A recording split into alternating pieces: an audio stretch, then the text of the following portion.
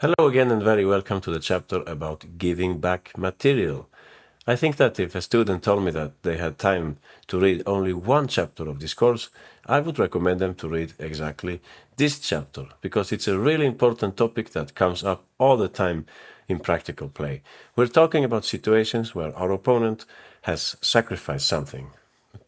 Sacrifices in the attack are very common, such as, for example, bishop takes h7, the Greek gift, and so on. They sacrifice something in order to start an attack. By sacrificing a piece, for example, they are able to bring their pieces more quickly to the attack. Also, they manage to expose our king, which means that we will need some time to put back our king into safety, so to speak. So this handover of material, we could say it's translated into greater activity. So our opponent has more activity, they have more pieces in the battle, while we have more material, but we have less activity. So that's the classical conflict between material and activity. This means that a very useful idea, a very useful, you could say, way of thinking is that we could give back the material. If they sacrifice the piece for greater activity, we could consider giving back a piece in some way in order to win some time, secure our king, things like that. This is a very important way of thinking. If they could do it, then we can also do it. So I would like to have a look at these ideas, these situations where you give up something, you give back something. Please notice that later on there is another chapter about giving up material, like a sacrifice long term. We will come to that later. It's a slightly different story because in that case you will accept long-term material inferiority. But here I would like to focus on the situations where we are actually giving back the material. So in the end, we will end up in material equality, so to speak. We can give up a piece, we can give up a pawn, things like that, depending on what our opponent has given up in the first place. So we will look at some different situations featuring different material handover, so to speak. Let's start with our first example. In this game between Dreyer with the white pieces and Andreikin, you can see that black is material down, but they are attacking us, right? Now our king on h3 is in big trouble.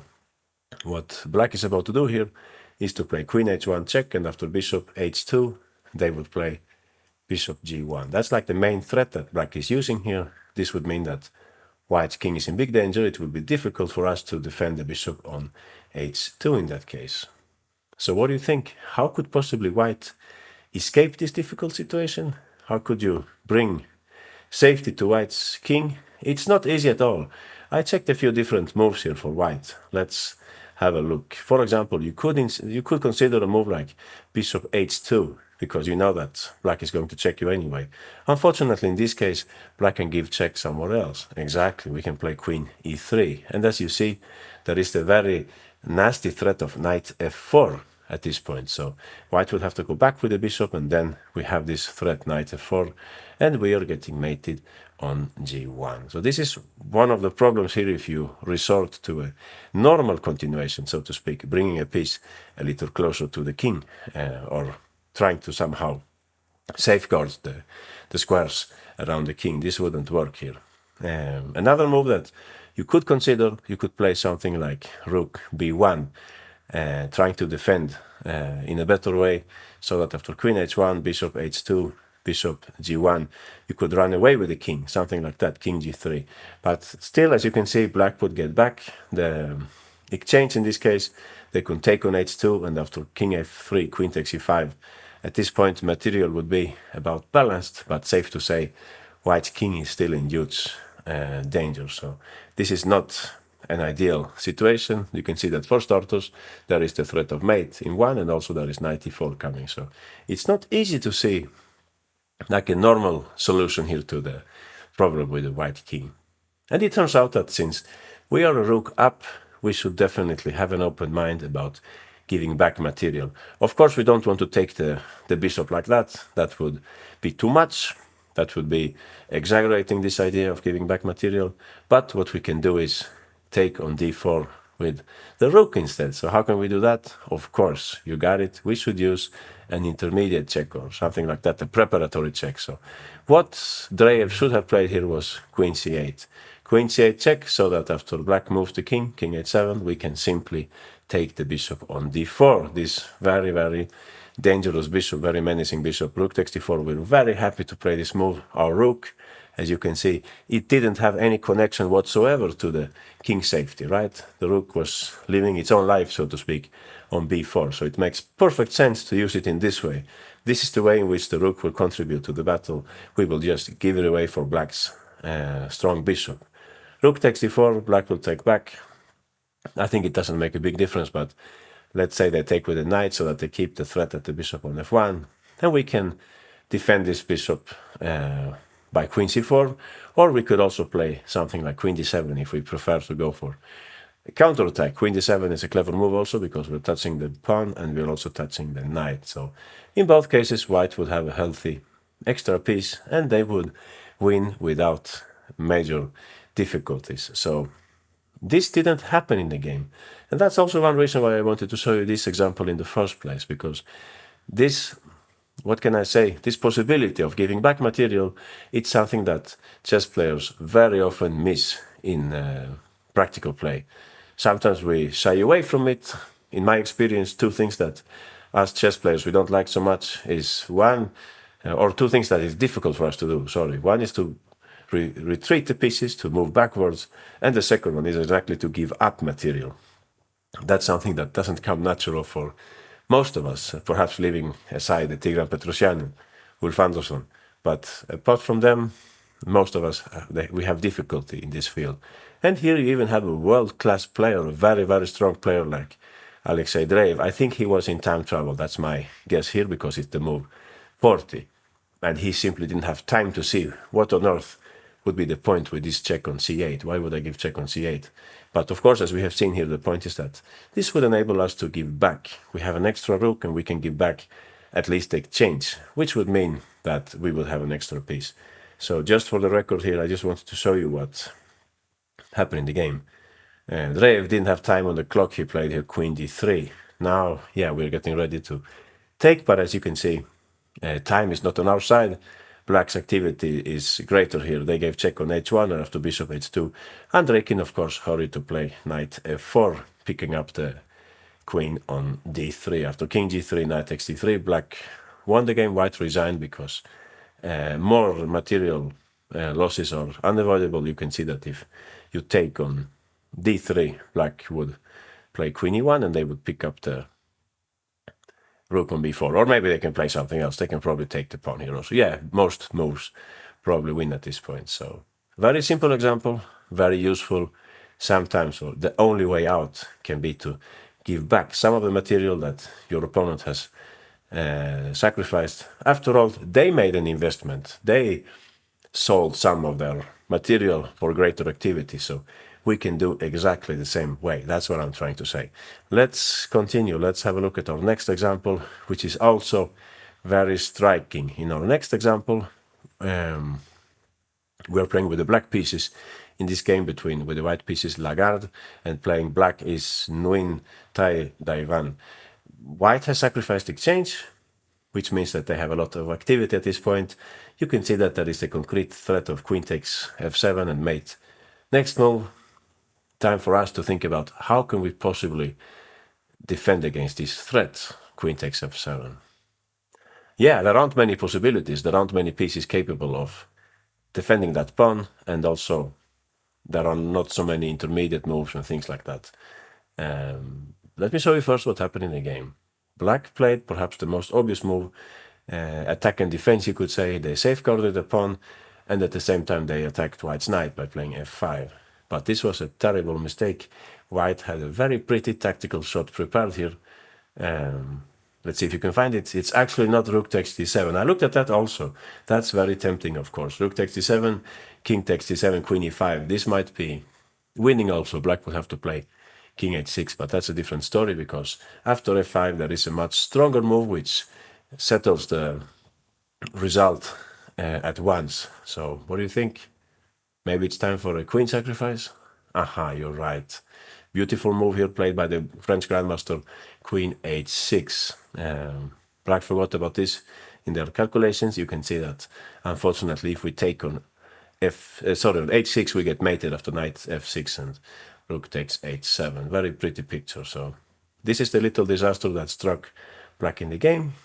Now back to our initial situation, what to do about the threat of queen takes f7. You're right, since we're in the chapter about giving back material, black's move is evident here. Aha, we should play here rook f8. In some other remote situation, this would be considered a blunder. We're blundering the exchange. How on earth can we do that? Aren't we seeing the bishop on a3 and so on? But that's wrong mindset, no? Here we're after saving our king. That's our main priority. They sacked the exchange to get to this position with a lot of activity. We should be ready to give back something also. So what could happen here? White would probably have to take on f8 if they play knight g5, which would be, by the way, a clever way of thinking.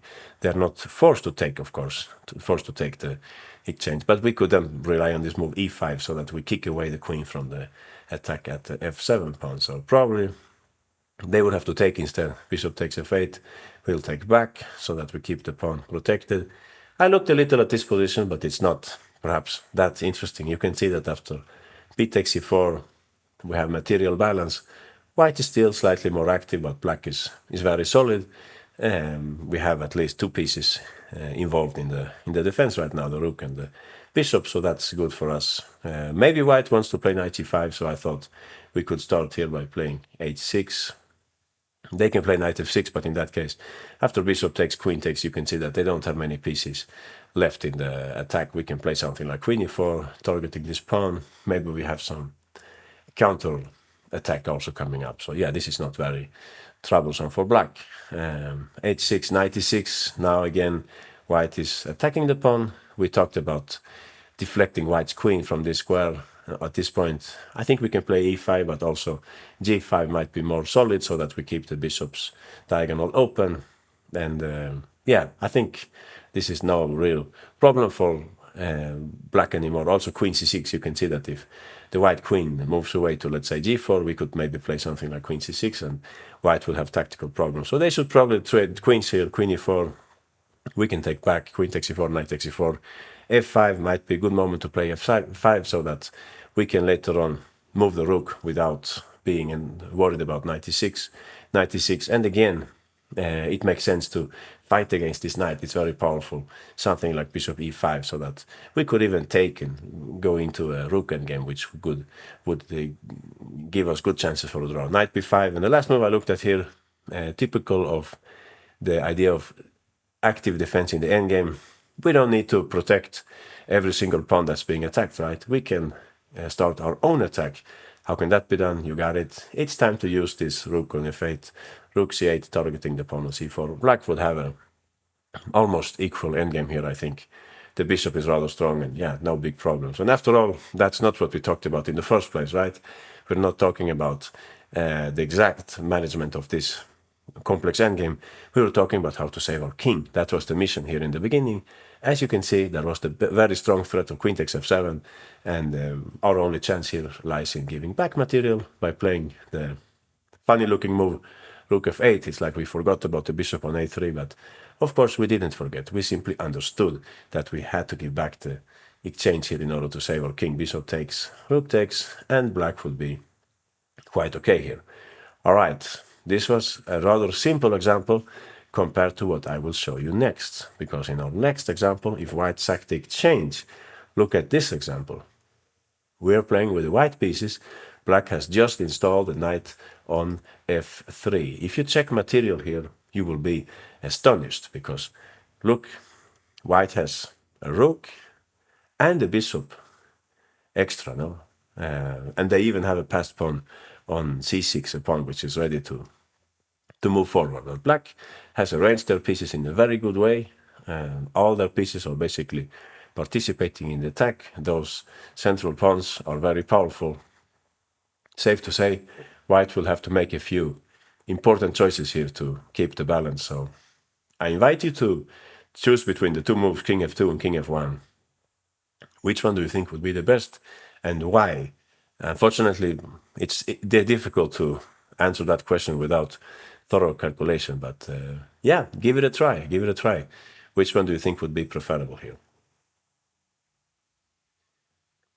Okay, I think what would cross the mind of most of us is that don't play king f2, because in that case we just help black to play e3. But chess is a difficult game, and it's actually the other way around.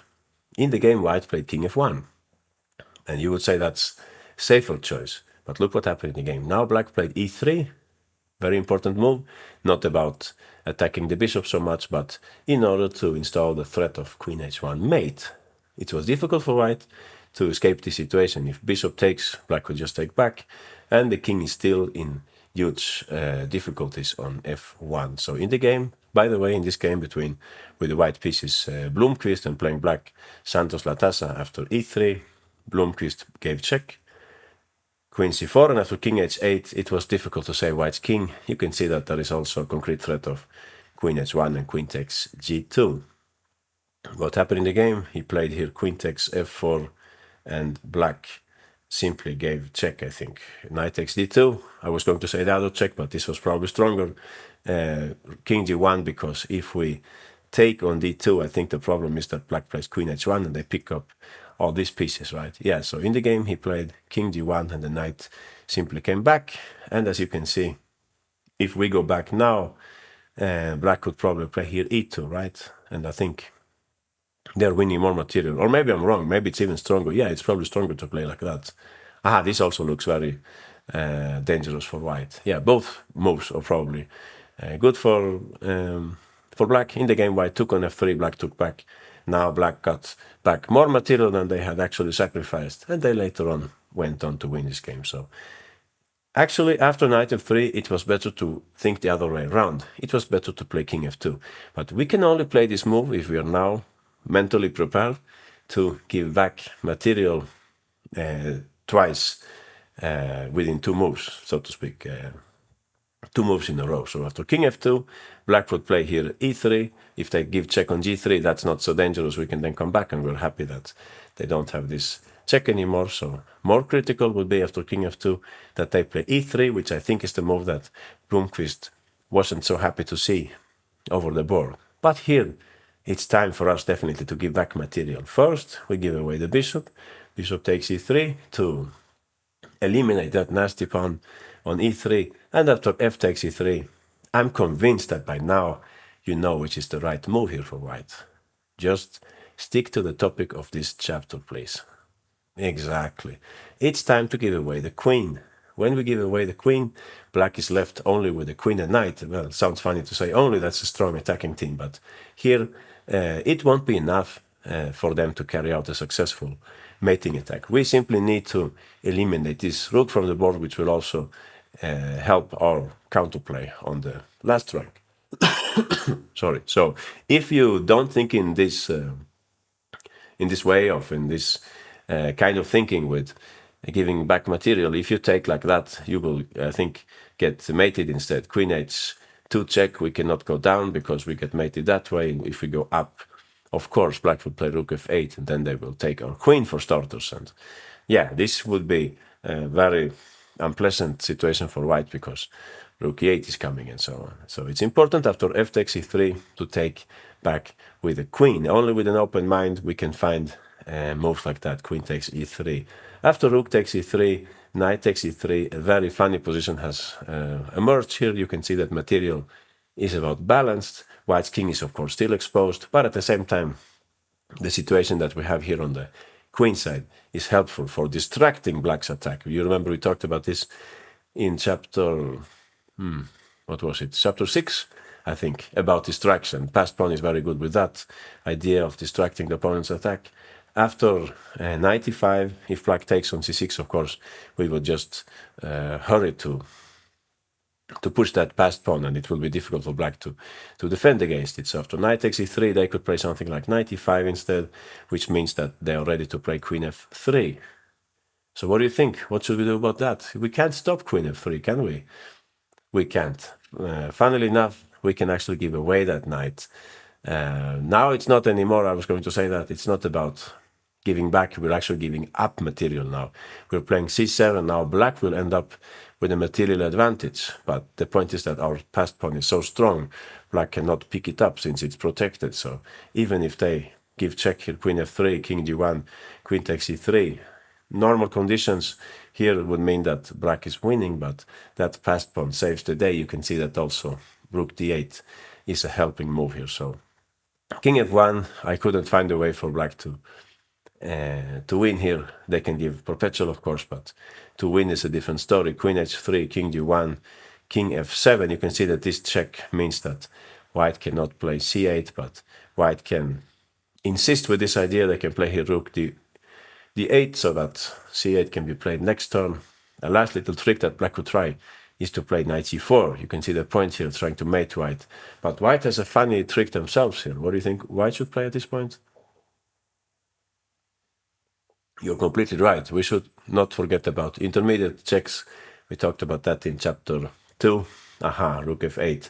Very clever move, because if they take, we queen with check, and if they don't take, well, we can queen anyway, because they would only have this check. They wouldn't be able to mate us anymore, because we have now the rook defending there. So that would be a pitfall for black to avoid. Better for them to give check. And this game, we can go with the king to h1 to f1, but yeah, actually, if we go to h1, maybe knight f3 is dangerous. Yeah, maybe we should avoid this. Possibly, no? So why even think about it if we can go the other way, where we have more squares for our king? So this will be a draw in the end. I must admit, a very complex example. We can definitely not blame Blomqvist for going a different path in this game. What we have to remember from this example is that when we're being attacked in a fierce way like this, we should be ready to give back material. Here, actually, as you can see, after king f2, e3, first we give back the bishop, and then we also give back the queen, so to speak. We lose a lot of material, but we had a lot of material, so it's okay to do this. It's okay to do it, because in the end here, we will have a lot of counterplay.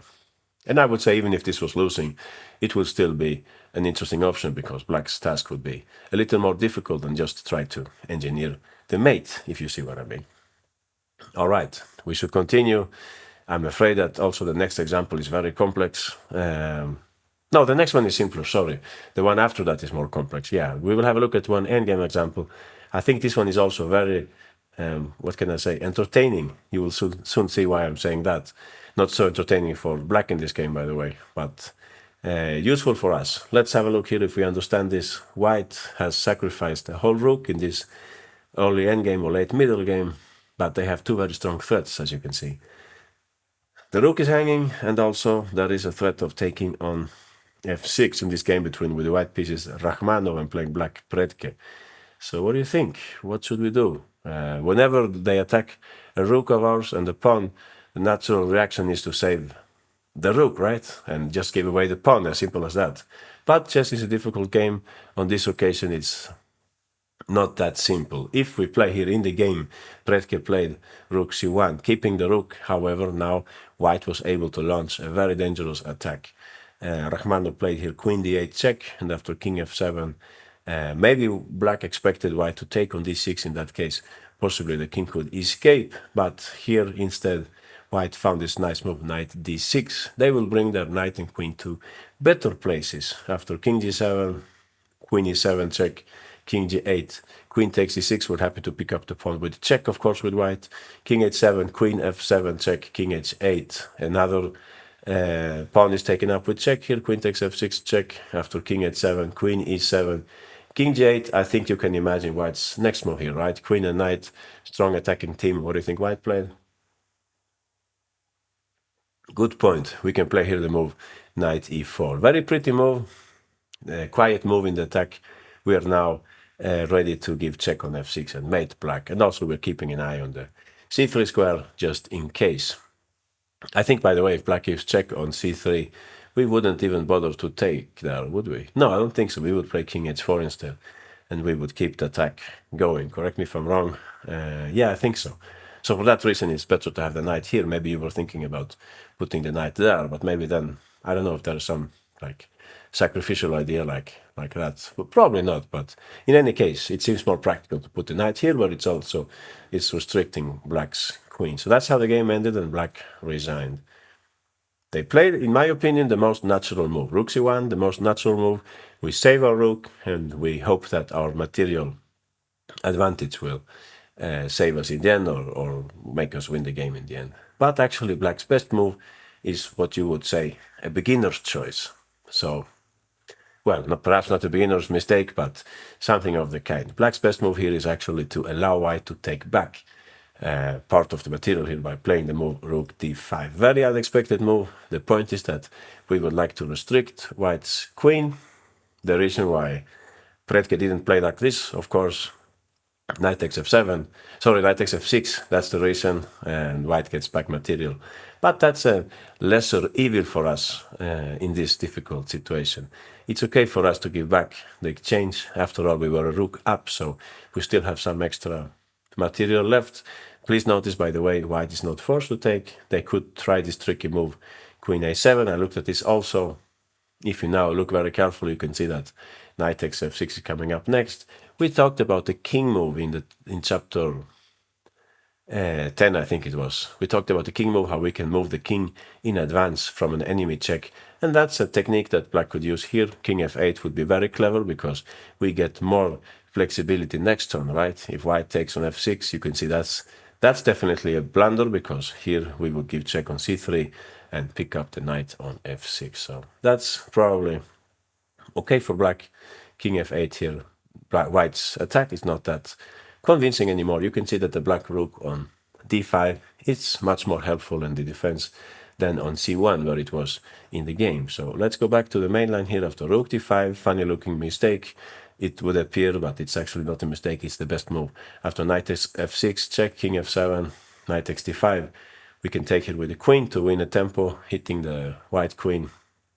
If white takes on d5, I was saying that we still have a material advantage. That's not entirely true, actually.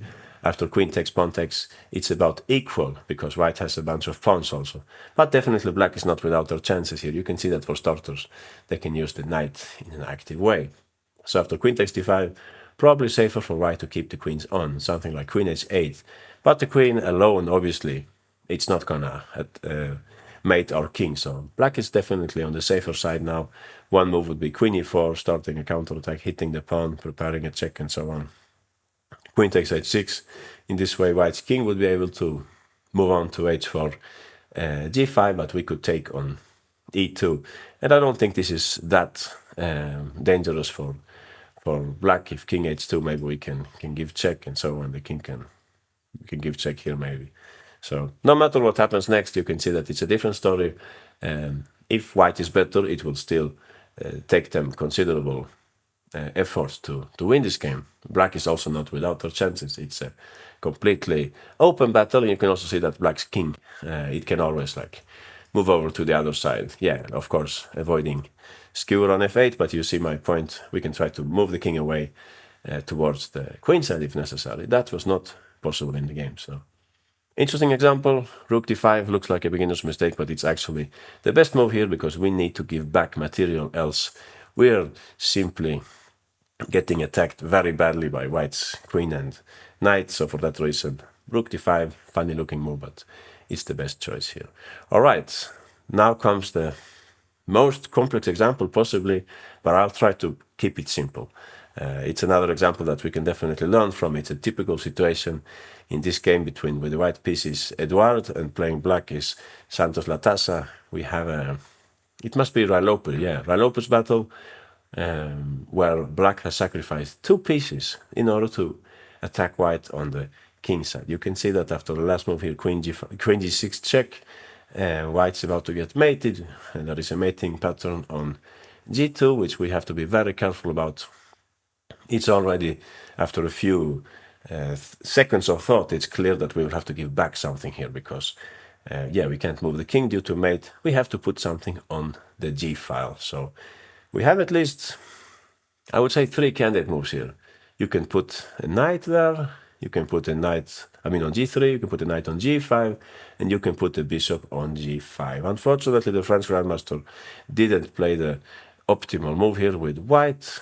And apart from concrete variations, I think I have an idea about how we should understand this position. So if you look at white's pieces, you would say that right now we don't have many defenders on the king side. Mainly this is our most important defender, the knight on f1, although it's true that it's not covering the key square on g2. So if we have to give away something, if we really have to give away a piece, like in this case we're 2 pieces up, but it's time to give away something, we had a few different choices here. We should think about which piece should stay and which piece should go. So I would say that knight, it should not leave, it should stay on the board. From these 3 pieces, because these are the 3 pieces, the 2 knights and the bishop on c1, which are involved in this defensive situation, which could block black's queen on the g file. The one, in my opinion, which is less active here is the bishop on c1. It's not really participating a lot in the defense. So for that reason, I would say that this is the best move, bishop g5. So we will come to that. Let's have a look at the 2 other moves. Now let's go by move here. Let's start with knight e3. Problem with this move, of course, black will play f4, they will take on g3, and again the g file is open. I checked some variations here, but I can assure you that it's a difficult situation for white. You can also see that as soon as black takes on g3, also the f file is opened up for their pieces. So that's a dangerous choice. In the game, instead, after the check on g6, white played knight g5. So white was hoping that black would take and they would trade off and so on. Yeah, what could have been the idea here? Yeah, interesting. I was just thinking what would be the best choice after bishop takes g5. Maybe black would take first. I think this would be white would take first. This would be the idea. We will come back to that later in the game. So the point of this is that we would like to play knight g3 later, but we don't want them to play f4. If we take immediately here, they would have a chance to play f4. I think this is the problem, yeah, for white. Black would take back here. You can see that this move, queen h5, using the lifeline, if you remember, it wouldn't work out because black could take on g3, I think, yeah? You see what I mean? Queen takes and we can take on f2 and we queen.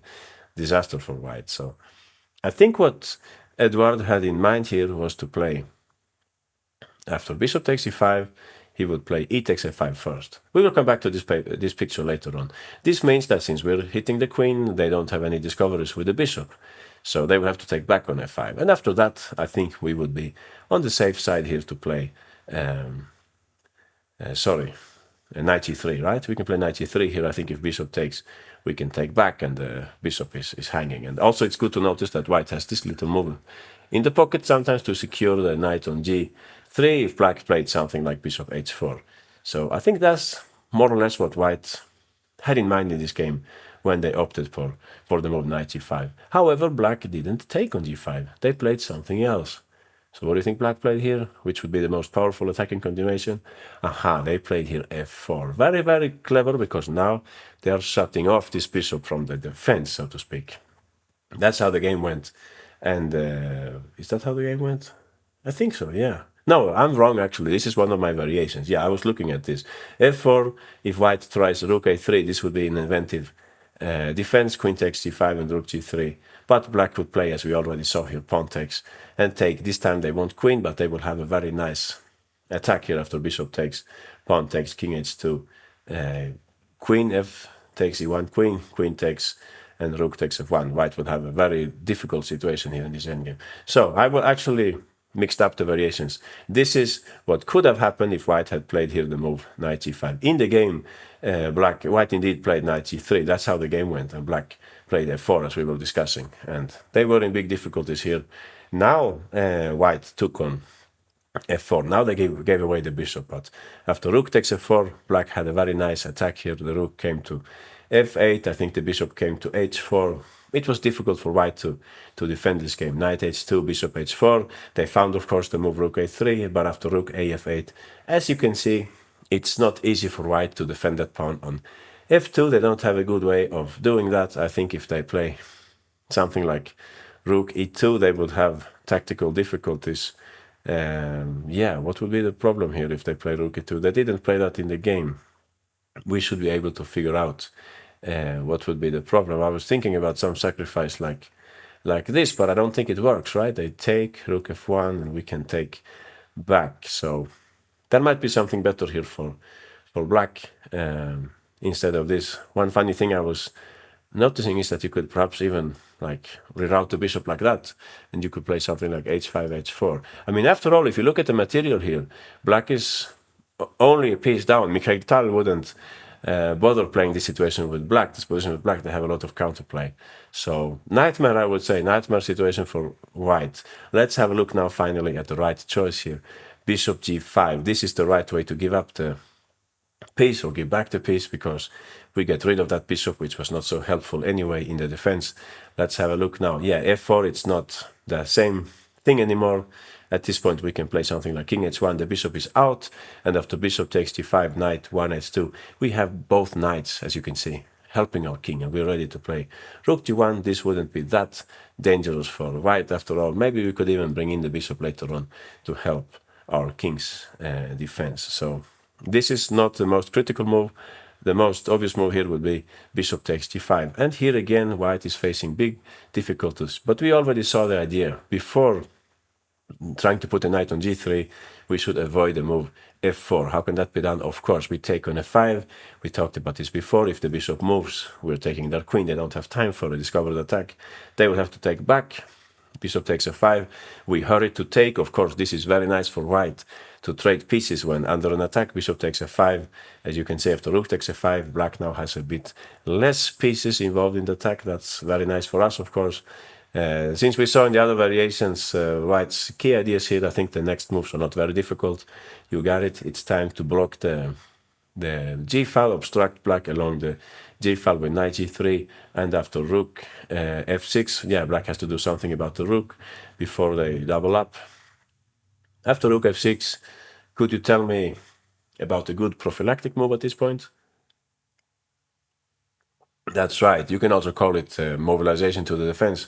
We will look at such situation a bit later in this course, about chapter 20 or so. Rook a3, that's the best move here. Smart way of including the rook in the defense. It will throw an eye at the knights on the third rank. After rook f8, we can simply play here king g2, getting ready to play at some point rook h1. As you can see, it's a different story now.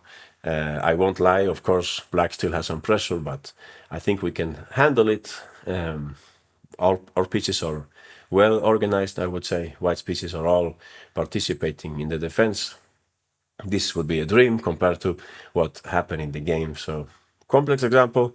Definitely strong grandmaster went wrong in this example also, which is a telling factor. So bishop d5, that's the way we should give back the piece here, the material, some concrete variations, but also the general idea that this is perhaps one of the least important pieces for us, the bishop on c1. So it's better to give it away. These knights, somebody said that, yeah, how was it? The knight close to the king is their best friend or something like that. A king is often well protected by a knight when it's next to it. The knight is very strong in its close area, so to speak, so no surprise. It's a great helper to the king, so it's better to keep the knights here. But okay, it was important to see several details here, such as, for example, that if bishop takes, we're ready to take on f5 so that we avoid f4 coming up and we assure further trades of pieces. We want to trade off the light square bishops. And finally, it was important to understand that we have also always this move, rook a3 in the pockets. So, interesting example. Let's continue with something much more simple, I would say. Finally, we have a lighter example here from an endgame. In this game between Hasanzadeh with white and Gasimov playing black, white has sacrificed 2 pawns, but they're having an interesting attack.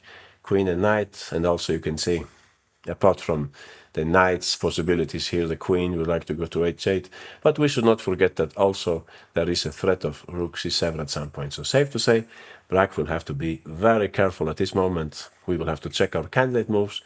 What to do with that king? Well, it's actually not so difficult to see. We have, I think, about 4 legal moves here.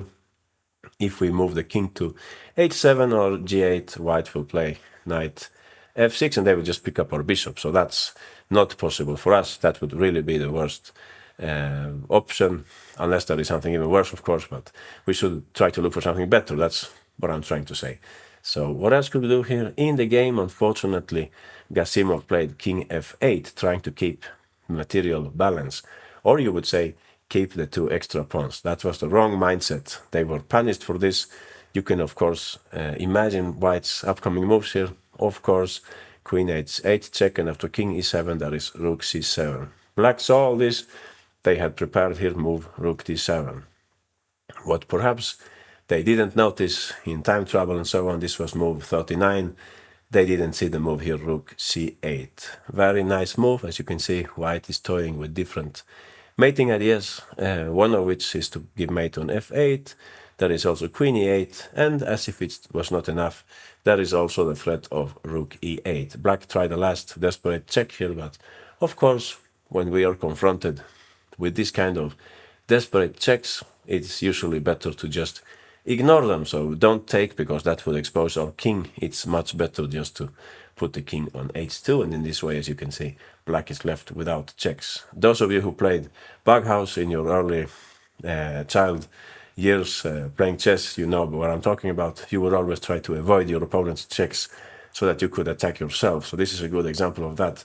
It would be insane to take this bishop, because then, yeah, black would play queen e4, and I don't know exactly what would happen. Maybe white could win anyway, but there is definitely no reason to enter this. Hassanzadeh played here king h2, and black resigned. So this is what happened in the game.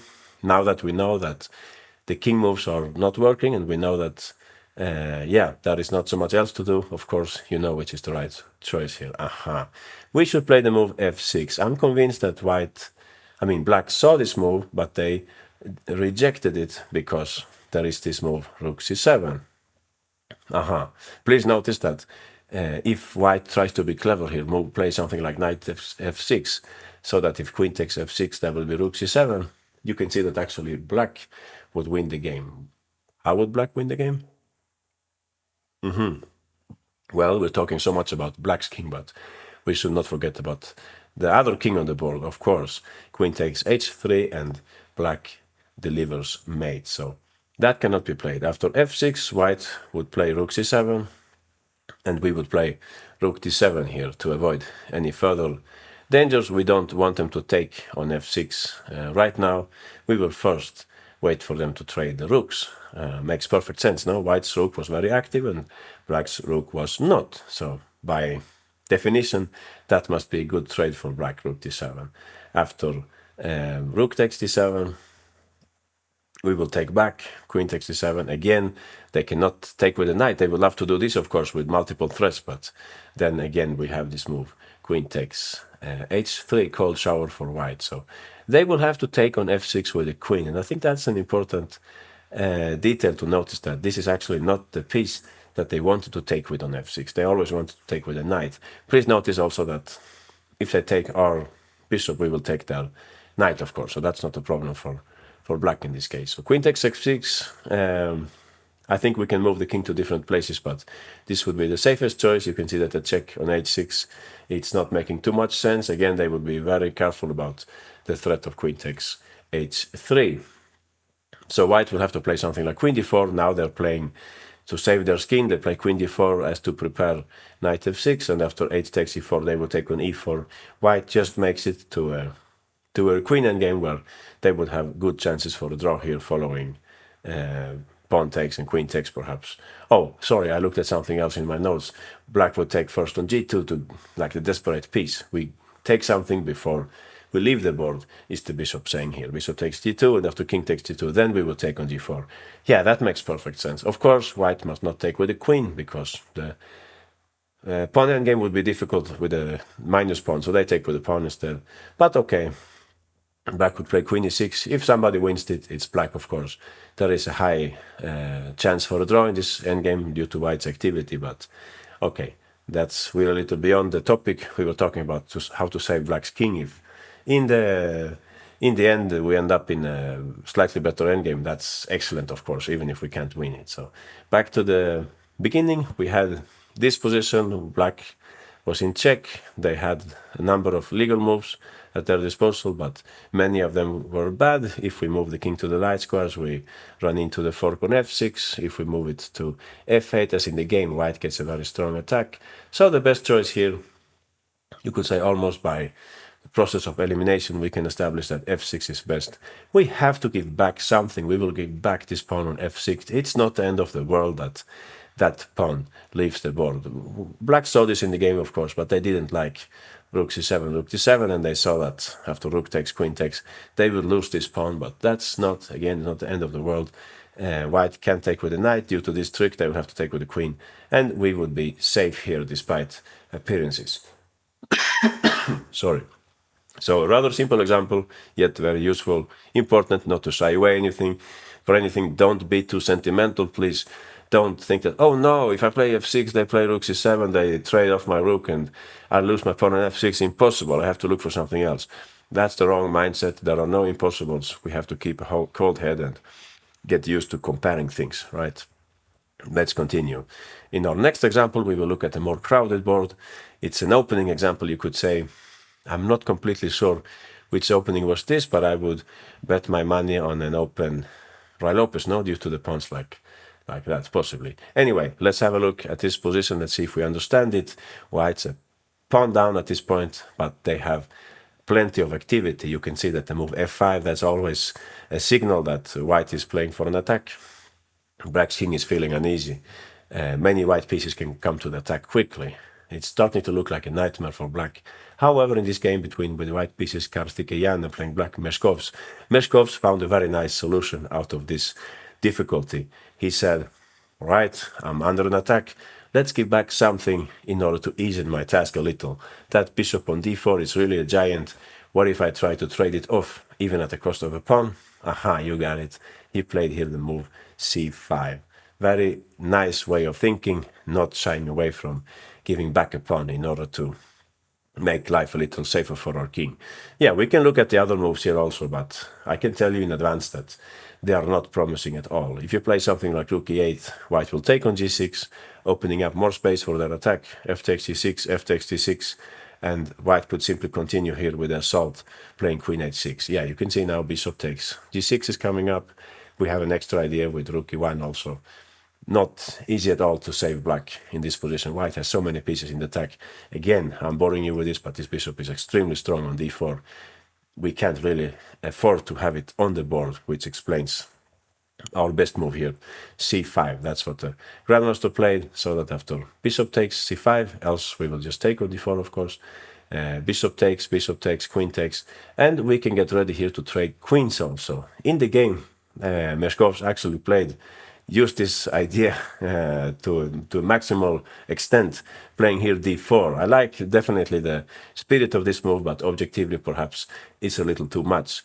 White didn't take the pawn. Black's point was to simplify and leave white with a bad pawn structure and open up the diagonal for the bishop, but Karthikeyan played here a very strong move, knight e4, and actually got some advantage. They didn't want to take the pawn right now, they want to take it later. Knight takes, bishop takes, and then bringing the rook to d1. White had a more active position here, but it was possible to play in a slightly different way.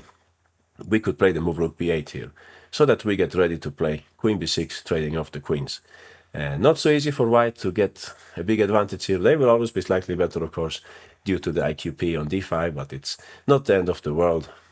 For example, f takes g6. We could take with the h-pawn, but since white has some pressure on the f-file, it would be better to take back with the f-pawn in this case. White could play something like queen d4, centralizing the queen, but we will, of course, stick to our favorite move here, queen b6. In this way, we make sure that the queens leave the board. It's true that black will be slightly suffering in the endgame that comes here. Let's say knight b3. White will trade the queens on their terms. They want to take with the knight so as to block the IQP. Something like this, queen takes, knight takes, bishop d7 might be a good move to keep control of these squares. Black will be slightly worse here, but I think it's possible to hold it. Just one plan for you to notice, some kind of minority attack pushing these pawns.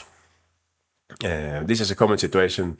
Multiple openings lead to such endgames with an IQP, and practice has shown that they are actually rather defendable. In any case, this is definitely, speaking of the list of evils, this is definitely a better choice than simply sticking to the material, trying to defend by normal means. Like we were saying, rook e8 would be very dangerous. White would take and bring the queen to h6. This would be very dangerous for us. And it's hard to see any other move that would work out. Knight e4, of course, you could look at this move also, but it's very risky since white has so many pieces in attack. Queen h3, and it's not clear what black would do next. So very clever thinking here by the grandmaster. c5, giving up a pawn, even ending up with an IQP on d5, but this means saying goodbye to white's attack. All right, next example.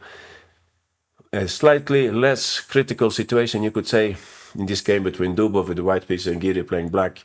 You can see that Dubov sacrificed 2 pawns in order to reach this very active position. White's pieces are really irradiating activity. Look at all their pieces are active at this point. The bishop, the queen, the 2 rooks. Not so black's pieces, right? Difficult for black. They have some liabilities. The dark squares on the king side are a little weak and so on. If you play something like rook fe8, like routine defensive move away the piece which is being attacked, we would then have problems on the f file. What do you think white would play at this point? Very simple. Queen f2, so that we target the pawn on f7. Total mess for black, this position. So what Giri played in this game was something else. He said, all right, my opponent sacrificed something in the beginning. They got greater activity. Now perhaps it's my turn to do the same thing. He played here the very clever move, knight g4. You could say going for some kind of counterattack, but it's not completely about that. It's more about making that bishop leave the board and stabilize the position a little. So white could take immediately, of course, on f8, and we would just take back. In the game, Dubov, after knight e4, he first played rook f3, and after queen e5, now he took on f8. And of course, black takes back on f8 with a rook so as to keep the pawn protected, and also it's good, of course, to leave this long diagonal because the white queen was also there. So evidently we should take back with the rook here. White played h3 and black simply went back with the knight. As you can see, black's possible plans of playing knight e3, they were not really realistic. If you do that, you just end up in trouble, right? White would play something like queen e2. So that was not the point really. The point was rather to get rid of white's menacing bishop. So he just played here after h3, knight f6. So that's what I wanted to say. You can see material is about equal. White, it's true that white has a good structure for the extra exchange in the sense that they have open files for the rook to work on, but black is still very solid. And you can see some ideas like rerouting the knight. You could try to like bring the knight to f5, to d4, something like that. Knight is tricky in this position. Black is very solid. They don't have many weaknesses. It's probably about equal this position. Let's see very quickly what happened. White played g4. Dubov always playing for an attack, always moving forward. Black could have played in different ways, but Giri decided to block the pawn by playing g5. King h1, white is ready to play rook f1, but they don't want to get checked perhaps. King g7, solid play by Giri, rook df1.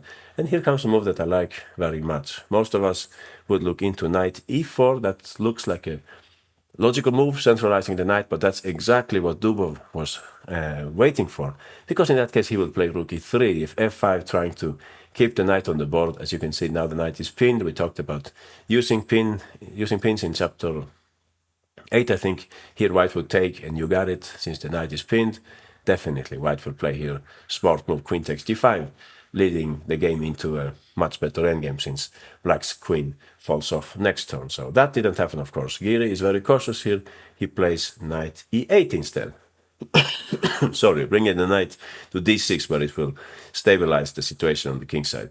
Queen d2 was played in the game, knight e6, and here I think Dubov went too far. He played h4, trying to cook up an attack. You can see that if g takes h4, he would like to play rook f6. This is the idea that he's toying with here. However, Giri instead played knight e4. This is now very painful for white because the knight is about to deliver a fork on g3, right? So difficult position already for white.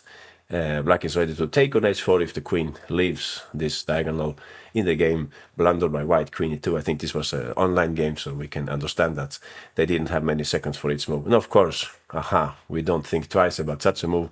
Knight g3, picking up the queen.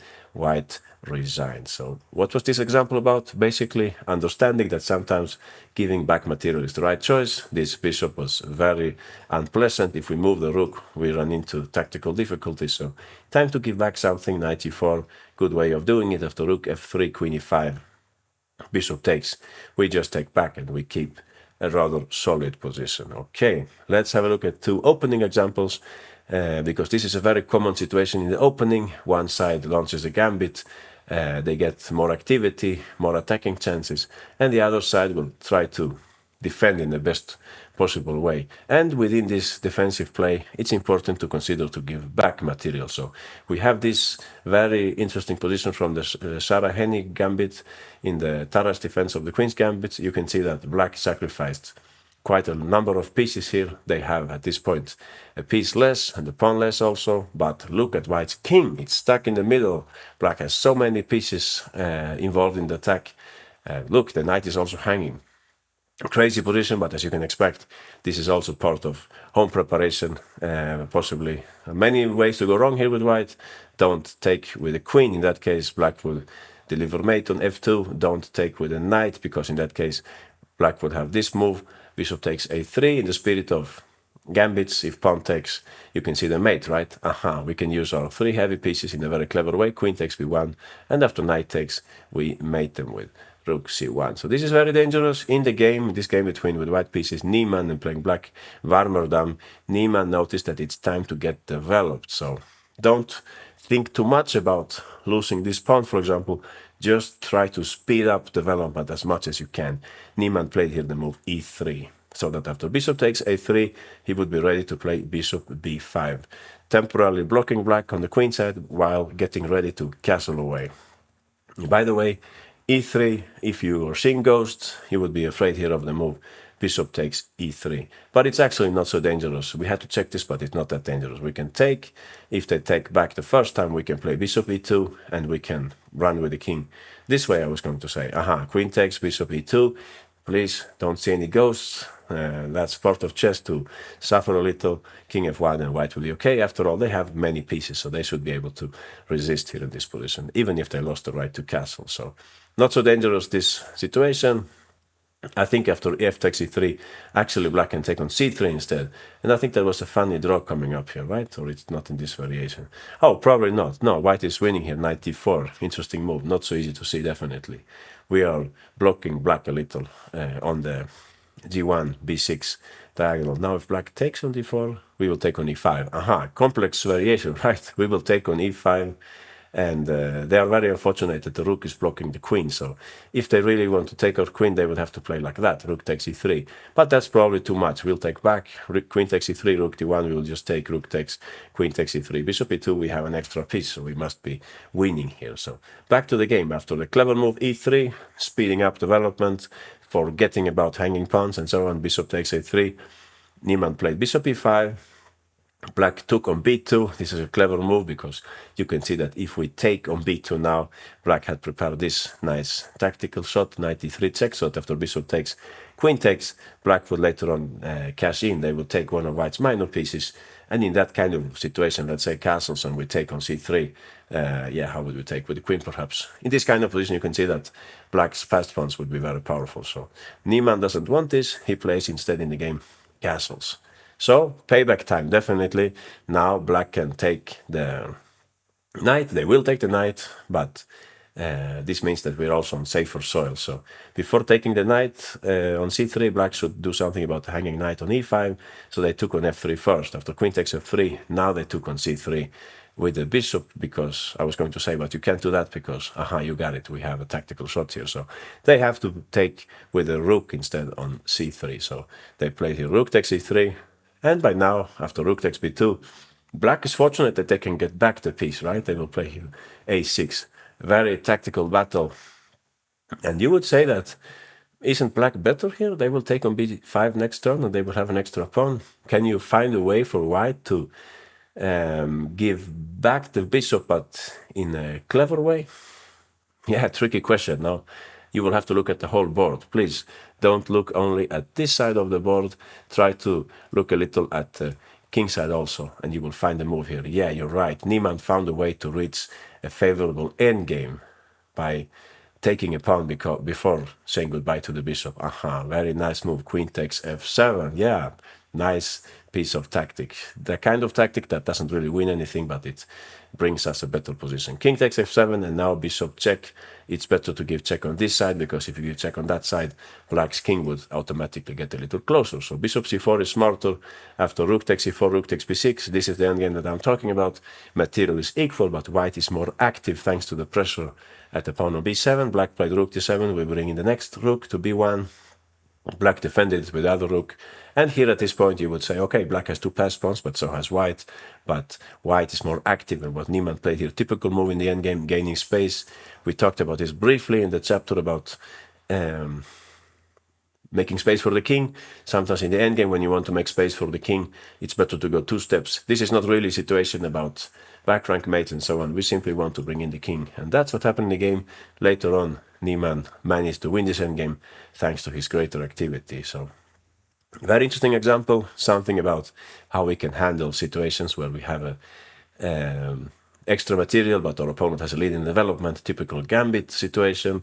Usually a good approach is to focus on development and be ready to give back some of the material, right? Like Niemann did here with e3, followed by bishop b5. This was a very clever way of continuing. In this way, he was able to safeguard the king and get a balanced battle, so to speak. In our last example, we have a similar case, but this time with an e4 opening, because this is, if you look very carefully, you can see that this is from the Polerio defense in the Italian. If you know the line where you play, white plays bishop c4 on move 3, black plays knight f6, there is knight g5, hitting the pawn on d5, on f7, and black plays d5, e takes d5, knight a5. That's why the knight appears on a5. Black gets a lot of initiative for the pawn, but also in the long run, of course, white has an extra pawn, and this knight on a5 can actually be a problem in some lines. But on the other hand, you can see here black is very happy that they were able to bring a knight to f4 that quickly. Definitely the pressure is on white here. What black would like to do is simply to castle, play f5, and get going with their attack. So what do you think white should play here? In this game with the white pieces, Makhzodlu with the white pieces and Šarić playing black. Makhzodlu hurried to give back a pawn in order to speed up development. And I would say in these kinds of king pawns openings, mutual king pawns opening, e4, e5, there are plenty of gambits there. One single rule or principle to rule of thumb to remember is that very often if black sacrifices a pawn, white can push the d pawn at some point. The same goes for black also. If white sacks a pawn in king's gambit or something like that, very often black will play d5, just give away that pawn. It has multiple benefits. One is, of course, to develop the bishop. Another one is to a little restrict white's bishop on the a2 g8 diagonal. Or in this case, as you can see, we're talking about that bishop. You got it, I'm talking too much. d4, that's what Makhzodlu played at this point. The point here, simply speed up development and enable bishop takes f4 so as to trade off the powerful knight on f4. If you don't do this, if you play something slower, I looked a little at slower moves here, inevitably you will suffer in this position. For example, if you play g3, knight d5, and you pretend to play something like bishop g2, well, you will have troubles. Black will try to push f5 as soon as possible. You have to start with d3 so that you can play knight d2. Black wouldn't play f5 right now because then there is queen h5, so they will castle first. But after that, what I'm trying to say here is that if you just develop normally, black will exploit their greater activity.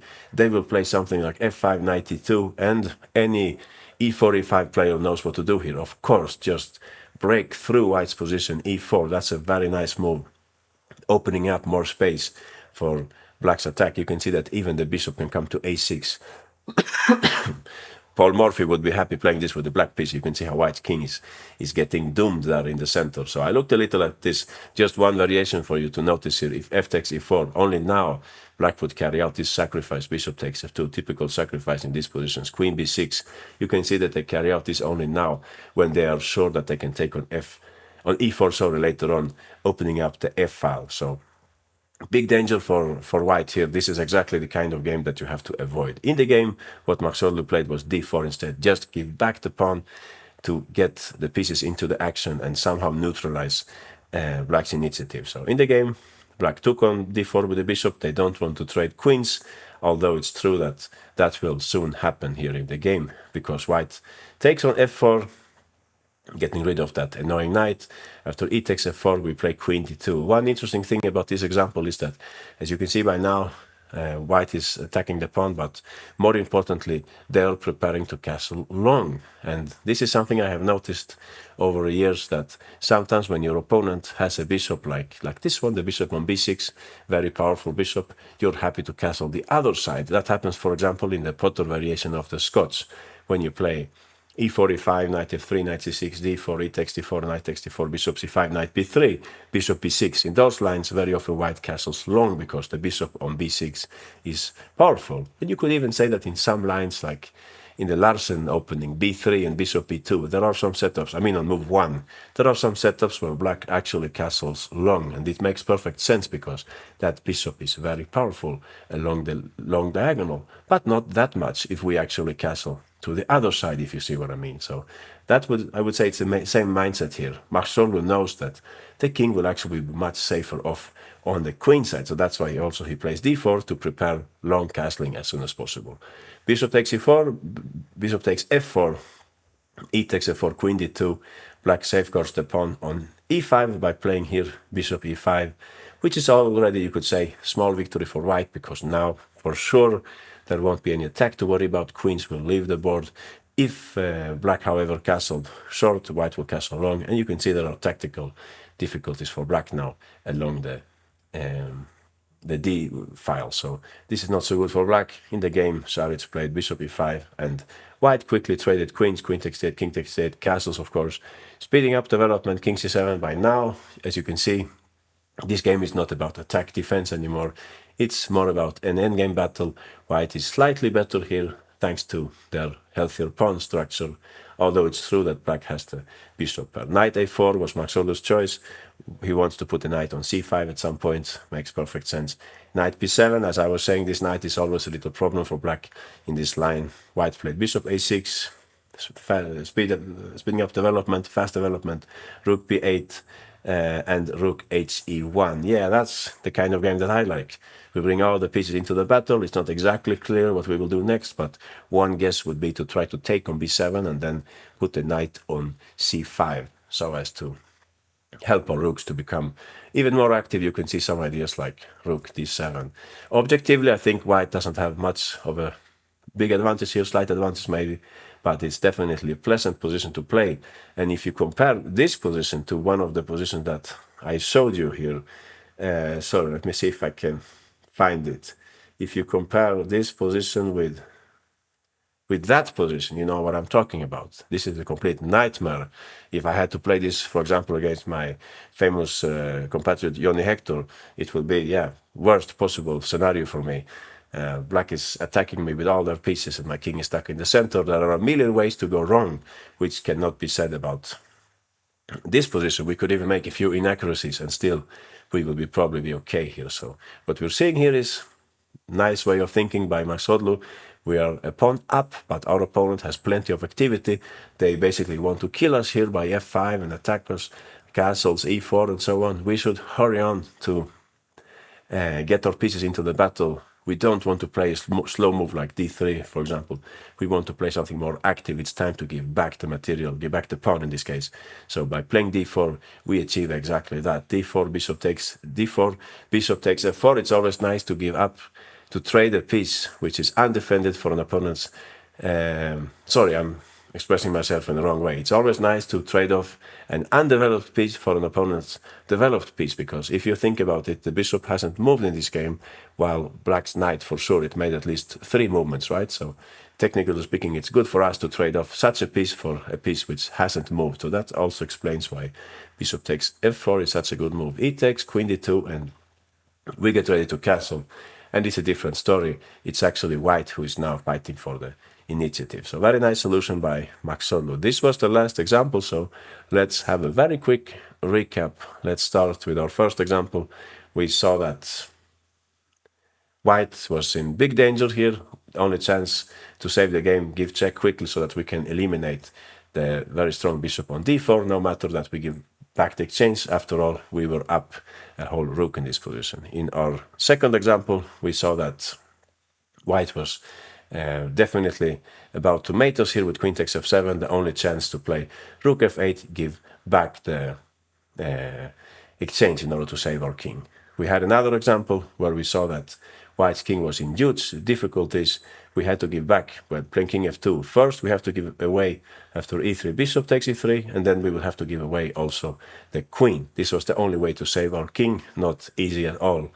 Our next example was also about material handover. We were saying that black will have to play rook d5. It looks like a trivial mistake due to knight takes f6, but if we don't do this, if we play rook c1 instead, then white will have a very strong attack with queen d8.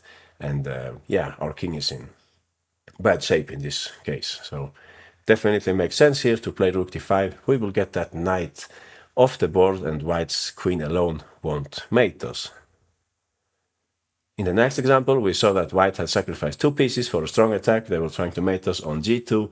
We had at least 3 different ways to give back a piece, but the smartest way, apparently, of doing that was to give away the bishop. But it was important to understand that after bishop takes g5, we should play e takes f5. Very important to include this move because we want to trade pieces and we also want to avoid black's f4 so that we can put a knight on g3, which could sometimes be safeguarded by a rook along the third rank also. So difficult choice, definitely. Strong grandmaster went the wrong way here. It's perfectly understandable. These situations are very tricky. Bishop d5, next, the best way of giving back material. In our next example, we saw that it was slightly simpler. Black had a few different moves available here, but the only reliable choice was actually to give back the f-pawn. We had to give back something. One merit of this move is that we actually forced the trade of rooks, or it's likely that rooks are traded, which means that white doesn't have much of an attack anymore. As you can see, the queen and knight on this occasion, they were not that powerful, mainly because also black had their own attacking idea coming up. We saw that Meshkovs used this very clever move c5. I really like this example because it's so, what can I say, so natural. We understand immediately that it's time to give back something. We don't even spend time on trying to save our king in some miraculous way. We just give back something to trade off their most prominent attacking piece, the bishop on d4. We saw Giri's clever reasoning here. White has quite some initiative. The bishop is very powerful. Queen f2 is coming, attacking the pawn on f7. Time to give back something, knight c4. We are not looking for this fork. That's not the reason. You can see that if this happened, well, we would be giving away the rook on a8. That's not the point. The point is simply that we need to get the bishop off the board. In the game, black first played rook f3. White played rook f3. And then they took, but we can see that after bishop takes, rook takes, black's position is very solid here. Material is about equal. This was the best way out, giving back some of the material to neutralize white's attack. We saw the 2 opening examples. We saw how Niemann very quickly brought out the pieces. He lost a few pawns and pieces on the queen side, but it didn't matter because he already had a material advantage. So other options would have allowed black to play against white's king, but now we were able to safeguard the king very quickly. And finally, in our last example, this typical d4 break, sometimes used by black also in similar openings. d4, giving back the pawn to quickly open up the game, get rid of black's annoying knight, and making it possible to castle long to safeguard our king in the best possible way. All right, thanks, and see you in the next chapter.